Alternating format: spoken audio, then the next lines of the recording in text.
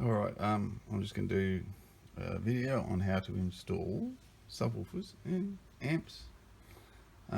Quick rundown. I've already got an aftermarket double DIN system in there. It's only an El Cheapo from eBay. I think it's about $150 or something. Very basic, but it does have the proper outputs. So you've got the signal wires and a subwoofer wire. So that'll be good. I'm going to assume they're at the right voltage if they're just signal wires out. That are good for the amplifiers. So this is a budget install, don't get me wrong. This is all second-hand stuff. Nothing flash, nothing over the top. This is just to give a bit of sound quality and to let the speakers work properly. So very budget. A lot of this stuff's old. This is an old Clarion, this is an old Sony. That's just an old 1000-watt box, basic stuff, you know. There's nothing flash. So this is a T31 Nissan Xtrail 2012.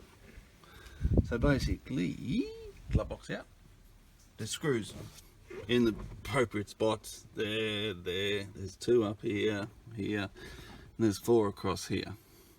So there's about 6 or 8 screws on the bloody glove box, and there's a little thing that you gotta twist to turn, and the whole bloody thing falls down on the deck. So then what you need to do,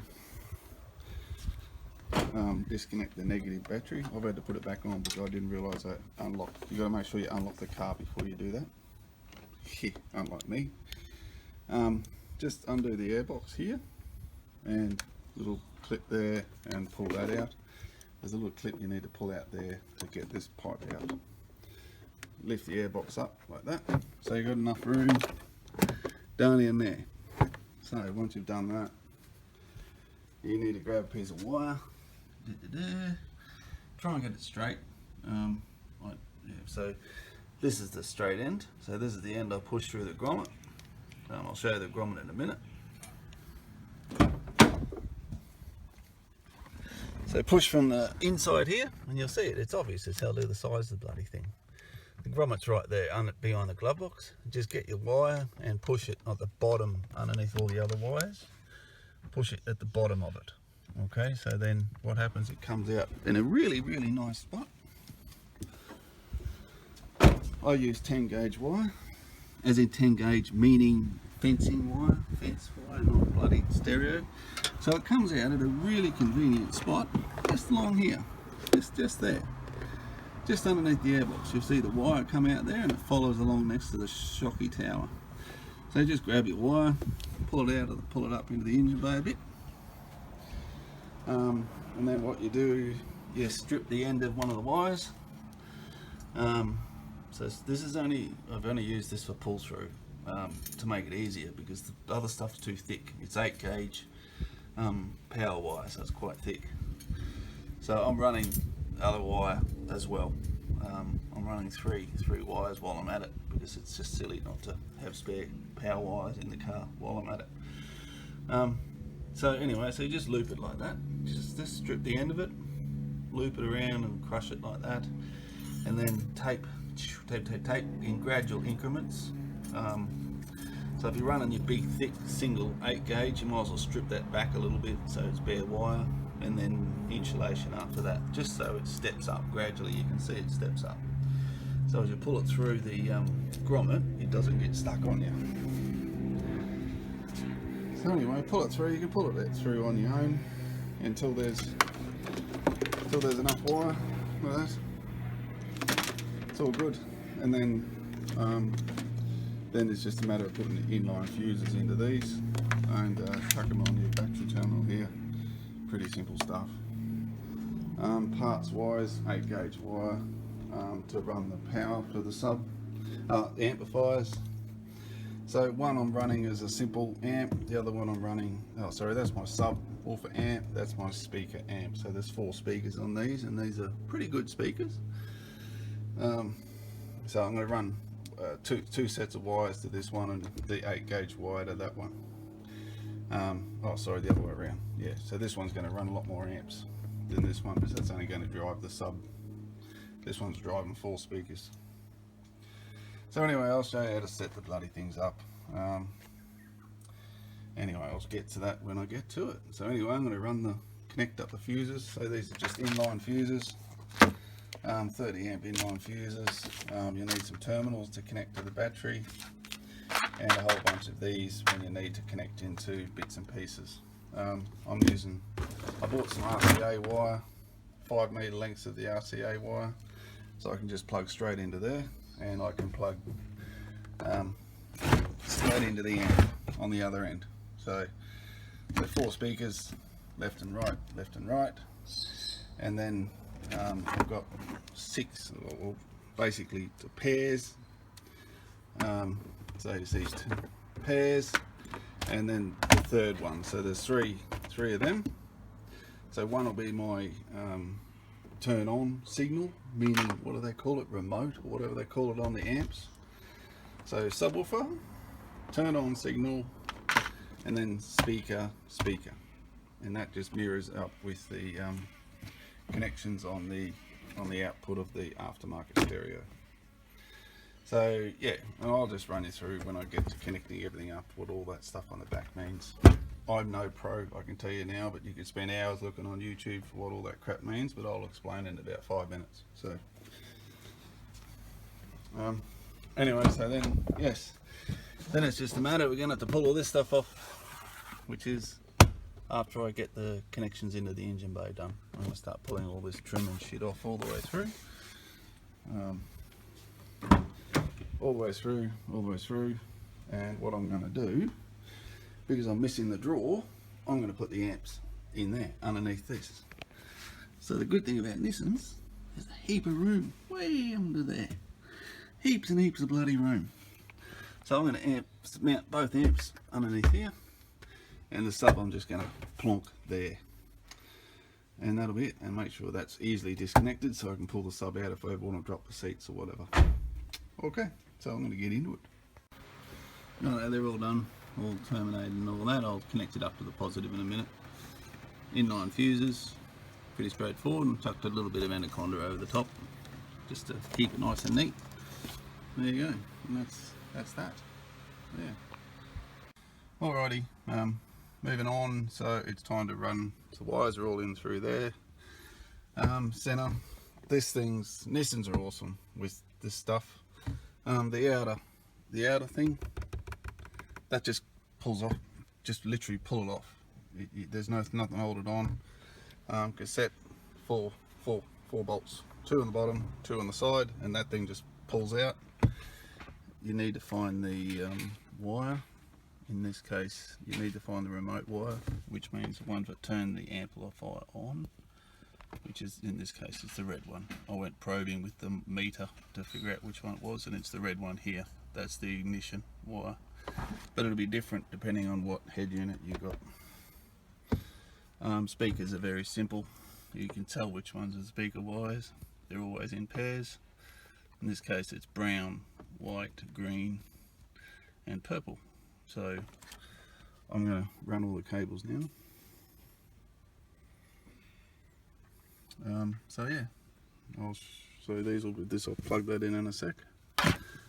And with Nissans, it's so easy, everything just unclips all the way along. Again, unclip, they just unclip. And this is where you run the wires. Just put your pull through in from the other side, through the B pillar. Through your B pillar, just put your pull through so you don't have to pull all the B pillar off. This one just unclips, and you just do the same thing with a pull through on the seat or on the rear, whatever they call it, and then it'll get your cables up into behind your seat there. So that's what I'm about to do. Carry on. Well, I've got the cables all ready to go in, so I'm just going to feed these up under the dash, and they just feed in around the back, and then they pop out here. So what I've got the supply, I've got the signal out and the subwoofer out, which marries to these things here. Yeah, God, let go, you bloody thing. So I've got the four speakers out, and the subwoofer supply out. So I've also got the remote, which is a spare one of these. So you got 1, 2, 3, 4, 5, which is 4 speakers plus sub, and I'm just going to steal that one as a remote, which will be connected into that red one here in this case. But all that means is ignition supply. I'll run the power supplies at the same time, and that'll just run through all this stuff here. I've labelled these, you don't really need to. I've labelled them purely in case I have faults, or if I have issues, or if there's problems from one end to the other, so I know which cable's which and which ones to look at without spending hours trying to, with the multimeter going from end to end. Up to you, makes no difference, it just saves a bit of trouble later on if you have grief. Righto, running cable time. Yahoo! Righto, cables are run.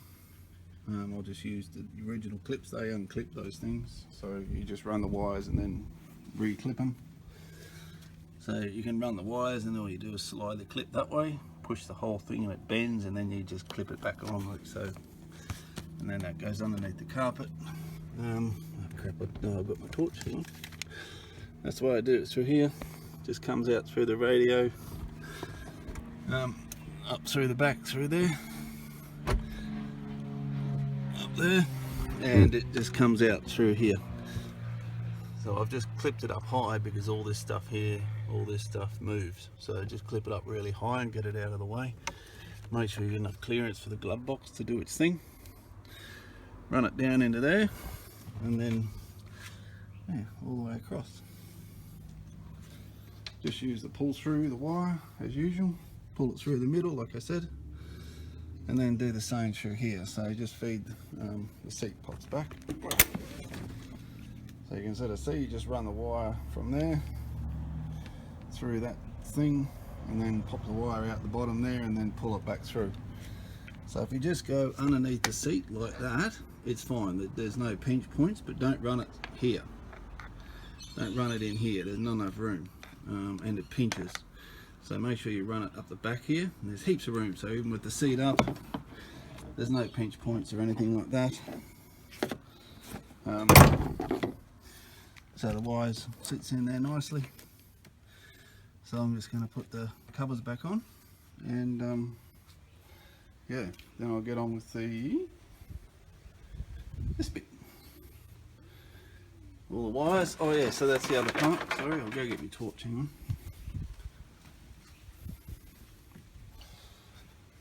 I mean, it's up to you how you do it, but because I'm running the amp, I'm going to put the amp in the box. I'll just cut a small hole through that thing, and a small hole through there. I'll tell you to tidy that up as well, of course. So yeah, and I'll mount the amp in there, and that'll be good to go. It'll work fine. It's hard plastic, it's not going to bother it. And the earth plug I will be putting into there, so you can see there's a, so that's where I'm going to be running the negative. I'm just going to attach it onto that for the subs and all that. Yeah, so I'll wire up the front first, and then I'll wire up the back. As you can see, all the cables are all run, all the power and everything's all run, so it's all ready to connect up now. So as I said before, it's all sitting in there, it's all ready to go. So it's just a matter of plugging that thing on, connecting them, and then cutting into the speaker wires here, and I'll be connecting the speaker wires. So basically you need to get the signal out, which will be running through these. So that's the speaker signal out. Don't use the amplifier speaker wire, of course. So there's your speaker wire signal out and subwoofer signal out. Again, this is an aftermarket stereo, but dodgy cheap. So there's your 4 speakers, 1 sub, as I said, and the red wire, as I said before, is your remote, meaning turn on the amplifier, give me power.